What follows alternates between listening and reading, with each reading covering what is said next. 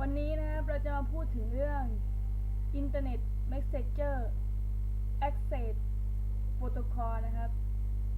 ก็คือตัวย่อก็จะเป็น IMAP เดิม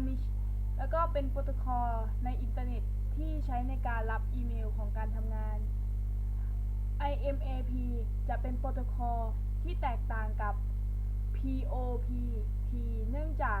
IMAP เนี่ยเป็นโปรโตคอลแบบออนไลน์ในขณะที่ POP เป็นโปรโตคอลแบบออฟไลน์โดย IMAP และ POPT